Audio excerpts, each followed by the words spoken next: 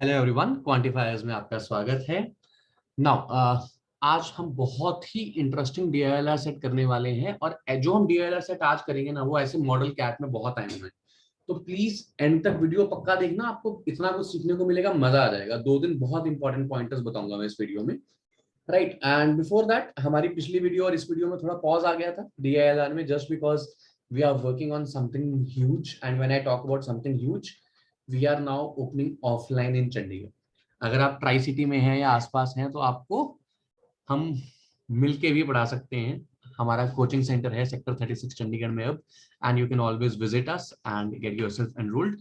Otherwise आप online cat coaching ले सकते हैं, राइट, जो कि हम कर ही रहे हैं, जिसमें कि हम ऑल इंडिया में बेस्ट हैं ही, तो वो आप कर सकते हैं। ठीक है, just for a bit of promotion, ये हमारे रिजल्ट्स हैं जो कि लास्ट में मेंशन है। अभी when I'll explain the set, you will get it somewhere that why we are so loved by our students. All right. And just in case, just one more thing before the set. If you are a serial cat aspirant and you want to receive all the important updates in your WhatsApp inbox, अगर आप चाहते हैं कि सब कुछ आपको WhatsApp के inbox में आ जाए, तो सिर्फ हमारी जो एक फॉर्म है WhatsApp की लिस्ट का, उसको फिल कर दो, आपको सब कुछ WhatsApp में आने लग जाएगा। हमारा Facebook और Telegram ग्रुप भी वहां पे है, जहाँ पे बहुत सारे इवेंट्स होते हैं, तो आप वो भी देख सकते हैं।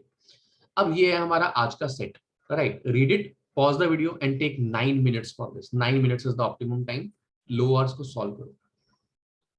कहता है, during a particular year 5 movies A through E were released in the 4 regions of a country: north, south, east and west। तो 4 रीजन में 5 मूवीज रिलीज हुई। each movie was ranked from 1 to 5 in each region in the descending order of the box office collections of the movie in that region। ठीक है, तो जितनी जितनी collection हुई उसके हिसाब से उनको 1 से 5 तक का रैंक मिल गया। No two movie had the same box office collection, यानी सबको 1 से 5 तक का रैंक कहीं ना कहीं मिलेगा। ठीक है, मतलब कि 1 से 5 पूरा डिस्ट्रीब्यूट होगा, ऐसा नहीं है कि 2 को 4 4 रैंक मिल गया, वो पॉसिबल नहीं है। The bar graph below shows me the data of 4 of the movies. तो 4 मूवीज का डेटा दिया हुआ है, ई का डेटा नहीं दिया हुआ, और ये दिया हुआ है उनके रैंक का टोटल। यानी हो सकता है ए को नॉर्थ में 1 मिला हो, साउथ में 2 मिला हो, वेस्ट में 3 मिला हो, ईस्ट में फिर बचा हुआ रैंक मिल गया हो, ताकि टोटल 13 बन गया हो। ठीक है, इस तरह से हमारा जो भी दिया हुआ है दिया हुआ है। अब यहाँ पे ना ठीक है, चलो जो भी इंफॉर्मेशन मैं एक बार लिख लेता हूँ। ठीक है, टोटल मुझे कितना दिया हुआ है, ए का दिया हुआ है 13, बी का दिया हुआ है 10, सी का दिया हुआ है 18 और डी का दिया हुआ है 10। अच्छा, अब पहला क्वेश्चन था कि what is the total of rank of E. E का टोटल कितना है, तो ये तो सबसे ही इजी क्वेश्चन है यार। क्यों? अभी हमने एक बात डिस्कस करी कि सबको रैंक कितना मिलेगा, 1 2 3 4 5, या किसी भी ऑर्डर में, और ये 5 यहाँ भी डिस्ट्रीब्यूटेड होगा, यहाँ भी और यहाँ भी, राइट। तो बेसिकली कहना है इससे कि नॉर्थ का जो टोटल है वो 1 + 2 + 3 + 4 + 5 15 आने वाला है। सिमिलरली ईस्ट का टोटल भी 15 आने वाला है, वेस्ट का भी और साउथ का भी 15 टोटल, 15 टोटल, 15 टोटल। ये टोटल कितना हो गया अपने पास दोस्त, 60 टोटल हो गया, राइट। 13 एंड 10 23 एंड 18 41 एंड 10 51, तो यहाँ पे बचा 9 का टोटल, ये बच गया अपने पास, राइट। ये खत्म हो गया काम, क्योंकि टोटल जो है हमारा मैट्रिक्स में रोज और कॉलम्स के यूनिफॉर्म होना चाहिए, राइट। यही तो यही डिस्ट्रीब्यूटेड है ना रैंक्स। तो पहला क्वेश्चन तो मेरा खत्म हो गया। अब बात करते हैं रैंकिंग की। Let us talk about the region north. सबसे बेस्ट रैंक मिलना चाहिए बी को, क्योंकि सबसे ज्यादा कलेक्शन है 160।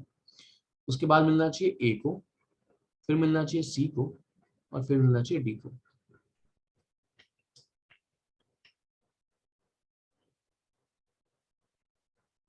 Sorry, right. नाउ ई की पोजीशन मुझे नहीं पता, राइट। ई की पोजीशन मुझे नहीं पता, राइट। अब अगर ई की पोजीशन मुझे नहीं पता तो ई कहाँ जा सकता है, ठीक है, और उसके क्या कॉन्सिक्वेंसेज होंगे ये समझना सबसे जरूरी है। जहां पे हमें ये बात समझ आएगी मेरा सेट ऑलमोस्ट ओवर हो जाएगा। कैसे? अब लेट अस सी। यार देखो, ई का रैंक मुझे नहीं पता, पर क्या मैं कह सकता हूँ कि शायद ई को सबसे ज्यादा पैसे मिले हो, सबसे ज्यादा। अगर ई का रैंक 1 होगा, मान लो, अज्यूम कर लो कि अगर ई का रैंक 1 होगा, तो इंप्लीकेशन क्या होगी, जो बी 1 पे था बेचारा वो 2 पे आ जाएगा, 2 वाला 3 पे चल जाएगा, 3 वाला 4 पे, और 4 वाला 5 पे चला जाएगा। ये एक पॉसिबिलिटी है, एक्सट्रीम एक्सट्रीम केस, जब ई को 1 रैंक मिल गया। अब ई को अगर 5th रैंक मिला, तो सारे वैसे के वैसा रहेंगे, कोई चेंज नहीं होगा। तो बेसिकली अब इन क्वेश्चंस में क्या करोगे आप, रैंक में आप मैक्सिमम डेविएशन की रेंजेस लेके चलोगे कि हर चीज में मैक्सिमम डेविएशन क्या आ सकती है, ताकि मैं उसके हिसाब से आगे चल सकूं। मैक्सिमम डेविएशन तो यही आ सकती है ना, ई का रैंक 1 हो जाए।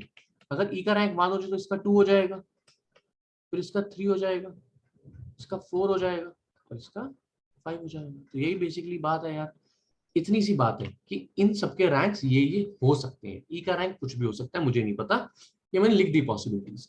अब इसमें आपको ये नहीं टेंशन लेनी कि what if E third highest, क्या आपका ई का थर्ड रैंक हो, तो उस केस में सिर्फ फोर्थ वाला चेंज होगा और फिफ्थ वाला चेंज होगा। इस केस में सिर्फ थर्ड वाला और फोर्थ वाला चेंज होगा और कुछ चेंज नहीं होगा, तो वो ऑटोमेटिकली अकोमोडेट हो जाएगा, आपको नहीं टेंशन लेनी उसकी, राइट। अब लेट्स सी आगे क्या करेंगे। अब मैं ईस्ट रीजन की बात करता हूँ। ईस्ट में क्या था, सबसे आगे बी है, बी के बाद ए है, फिर डी है, फिर सी है। बी, ए, बी और सी।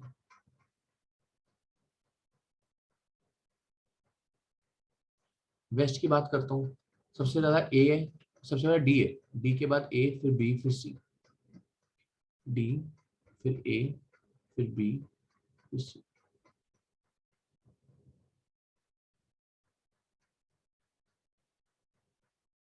ये आ गया। अब मैं बात करता हूँ साउथ की, साउथ के रीजन की बात करता हूँ, टॉप रीजन। सबसे पहले डी है, फिर बी है, फिर सी है, फिर ए है। डी है, फिर बी है, फिर सी है, फिर ए है।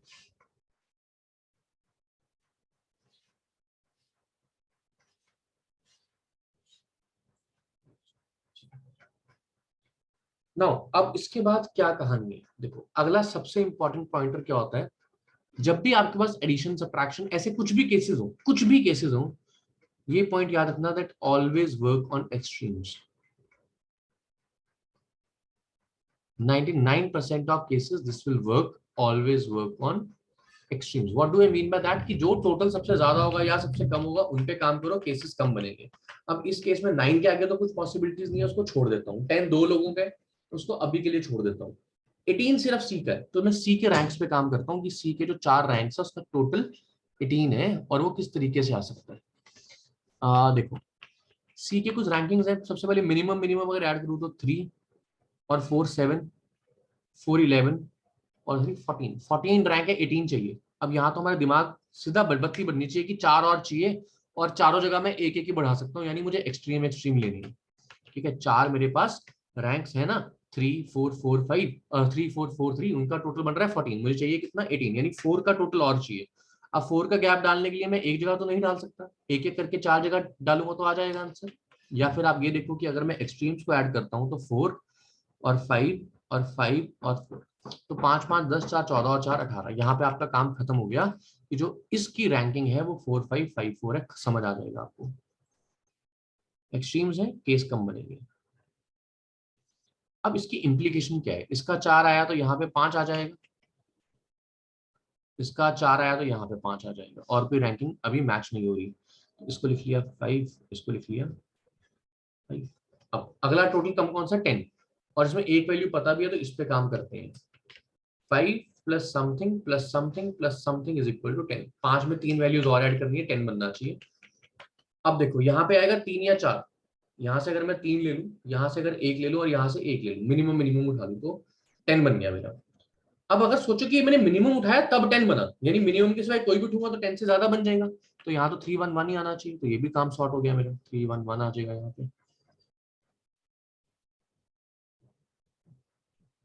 अब देखो जैसे यहाँ 3 आया, यहाँ पे क्या आ जाएगा, 2 आ जाएगा, क्योंकि it's a kind of sudoku now. यहाँ 2 आया तो यहाँ 1 आ जाएगा, ये भी आसान हो गया। ऑलराइट, ठीक है। अब यहाँ 5 है और 2 7, so 7 plus 2 more entries is equal to 13, and both the entries मुझे 3 3 लेनी पड़ेगी तभी टोटल 13 बनेगा, नहीं तो और किसी केस में तो बनेगा ही नहीं। तो बेसिकली यहाँ के भी सॉर्ट हो गया, तो 3 और 3 आ गया मेरे पास। सो दिस इज बेटा 3 एंड दिस इज ऑल्सो 3।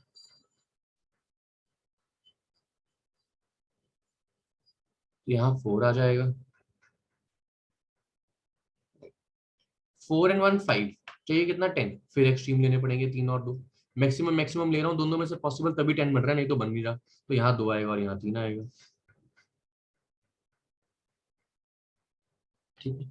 अब जो बचा रैंक वो ई को मिल जाएगा। यहाँ 1 बचा है, यहाँ 4 बचा है, यहाँ 2 बचा है और यहाँ भी 2 बचा है। अब क्वेश्चन मेरा खत्म हो गया यहाँ पे यार, है ना, दिस इज ओवर नाउ। अब यहाँ पे मेरा गेम ओवर होगी लगभग। अब मुझे सिर्फ क्वेश्चंस के आंसर करने हैं देख देख के, nothing else, nothing else, right.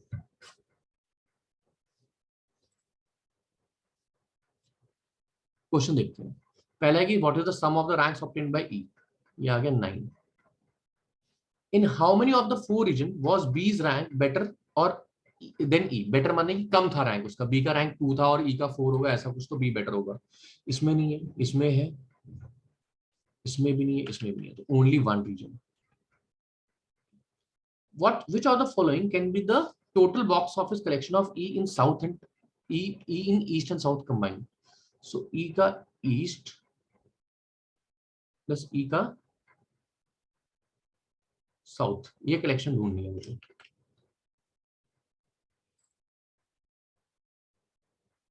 तो अब मैं इसको यहां से देखता हूँ, E का ईस्ट और E का साउथ। E का ईस्ट में रैंक कितना बेटा? E का ईस्ट में रैंक है 4th। अब E का ईस्ट में 4th रैंक है। E का जो ईस्ट रीजन है इसमें 4th रैंक है। अगर 4th रैंक का मतलब क्या हुआ, देखो ये फर्स्ट रैंक है, ये सेकंड रैंक है, ये थर्ड रैंक है। अब ई का 4th रैंक आएगा, यानी उसका 80 से ज्यादा होना चाहिए, 100 से कम होना चाहिए, राइट। 80 से ज्यादा होना चाहिए और 100 से कम होना चाहिए। अब सिमिलरली अगर साउथ में उसका सेकंड रैंक है, साउथ में उसका सेकंड रैंक है, देखो ये फर्स्ट रैंक है, ये सेकंड रैंक है। तो अब सेकंड अगर ईस्ट को मिल गया, सॉरी सेकंड अगर ई को मिल गया, तो यानी ई बी से तो बेटर था, तभी उसको सेकंड मिला होगा, यानी 140 और 180 के बीच में होगा। यानी कि मिनिमम कितना कमाया उसने? 220, और मैक्सिमम कितना कमाया? 280। तो 220 से 280 उसकी कलेक्शन आ गई मेरे पास, ऑलराइट। बस अब यहाँ पे मेरा क्वेश्चन ऑलमोस्ट ओवर हो गया कि 220 से 280 के बीच में कलेक्शन है, सिर्फ एक ही ऑप्शन है, सी ऑप्शन, तो वो आंसर आ गया मेरा। C is the required answer, alright. Okay, ये भी खत्म हो गया क्वेश्चन। अब बात करते हैं which of the following is definitely true. इनमें से कौन सी स्टेटमेंट पक्का ही ट्रू है? ओके, ई का रैंक नॉर्थ में है 1, तो यानी सबके ई की कलेक्शन की बात हो रही है ना, ई का रैंक नॉर्थ में 1 है। ई का रैंक नॉर्थ में 1 है, यानी कि ई की कलेक्शन नॉर्थ में कैन नॉट बी डिटरमाइंड आएगी, क्योंकि मुझे पता ही नहीं यार कि कितनी है, राइट। ई की जब नॉर्थ की आपको फर्स्ट रैंक है, आपको क्या पता कितना कमा रहा है यार नॉर्थ में, है ना। ज्यादा से ज्यादा कितना भी हो सकता है, 1000 भी कमा सकता है ना, नहीं पता। बाकी सबकी निकाल सकता हूँ रेंजेस। ईस्ट ईस्ट में तो मैंने अभी निकाली थी कि 80 से 100 के बीच में होगी। वेस्ट में हमने निकाली थी, वेस्ट में देख लो कितना रैंक है आपका, सेकंड। वेस्ट में रैंक अगर आपका सेकंड है तो आपकी कलेक्शन आ जाएगी फर्स्ट 160 टू 180 के बीच में आ जाएगी। और साउथ में कितनी आ जाएगी आपकी? इसी तरह साउथ में 140 टू 180 आ जाएगी। यानी कि अब आप ये पक्का कह सकते हो कि इसका जो आंसर है ना, आंसर क्या है इसका? 80 और 160, 240 और 140, 380। 80 और 160, 240 और 140, 380, ये। और यहाँ पे कैन नॉट बी डिटरमाइन, तो चलो ठीक है, लेकिन मुझे ये पता है कि क्योंकि इसका रैंक 1 है, ई का रैंक 1 है नॉर्थ में, तो कितने से ज्यादा होएगा? नॉर्थ में मैक्सिमम वैल्यू 160 है, तो 160 से तो ज्यादा ही होगा ना। मिनिमम रेंज 160 और उससे ज्यादा कुछ भी हो सकता है। तो 160 प्लस दिस कितना है? 540। अब 540 से ऊपर कुछ भी हो सकता है, डिपेंडिंग अपॉन इसकी मैक्सिमम वैल्यू कितनी है, तो यानी कम से कम 540 होगा। 540 के बाद कुछ भी हो सकता है, कम से कम 540 होगा, तो ग्रेटर देन 540, ये पक्का सही आंसर है आपका। ए इज द राइट आंसर। अब मुझे ये नहीं पता, अब मुझे ये नहीं पता कि यार उसमें लेस देन 540 तो पक्का गलत है। अब ग्रेटर देन 640 नहीं कह सकता मैं, क्या पता वहां पे उसके 170 में हो, तो यहाँ 550 आंसर आ जाएगा, तो वो डेफिनेट नहीं हो सकता, पॉसिबिलिटी है। और डी भी पक्का नहीं है, तो इनमें से सिर्फ एक ऑप्शन है जो पक्का है, और वो आपका है option number A, and this is your answer. इसके साथ ही हमारा सेट पूरा हो गया, right. I hope you guys enjoyed it. हमारा नया बैच शुरू होने वाला है यार, प्लीज दोस्तों को बता दो, चैनल के बारे में सब्सक्राइब कर लो। आपका बहुत बहुत शुक्रिया।